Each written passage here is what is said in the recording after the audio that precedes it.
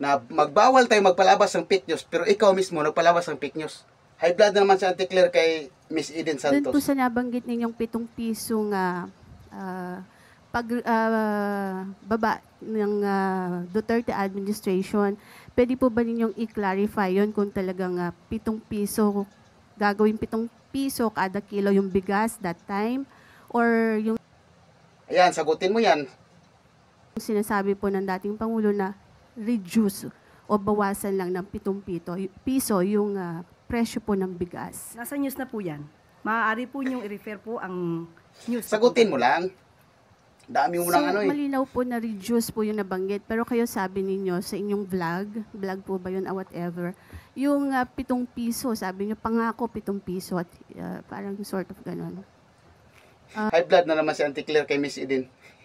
Galing mga sari. Pwede po ba linawin lang natin yun para hindi naman na pagmula ng vlog? fake news? Sa vlog po ba?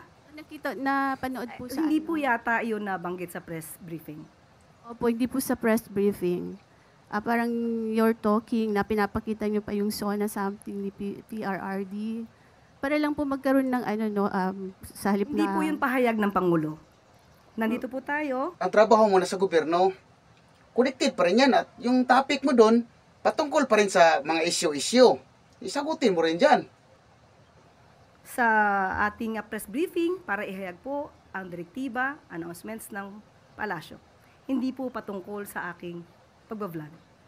Hindi pa Maraming nabanggit ko salamat lang po yung vlog, Yusek, para lang po hindi Miss Eden, pasensya na po, hindi po ako makakasagot ng anumang sinabi ko outside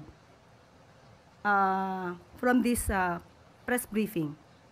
Kung ano man ang aking naging opinion personal, pag-usapan natin sa labas at hindi dito po.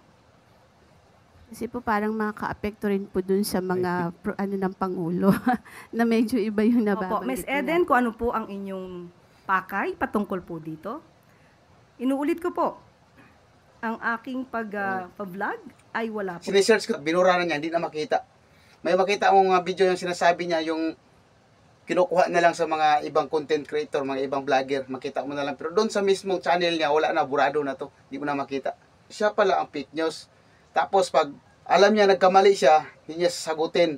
Mga DDS vlogger pa yan, sigurado na. Matik na yan. Tatawag na sa Congress. Pag DDS vlogger, siya wala eh. Hindi nga niya masagot yan, no? Na high blood na siya. Tinatawag niya, sorry, Miss Eden. Ganyan-ganyan na nga siya eh. Ulo. Connection pa rin yun, yung sinasabi mo dun sa vlog. Huwag ko sa'yo, Auntie Claire.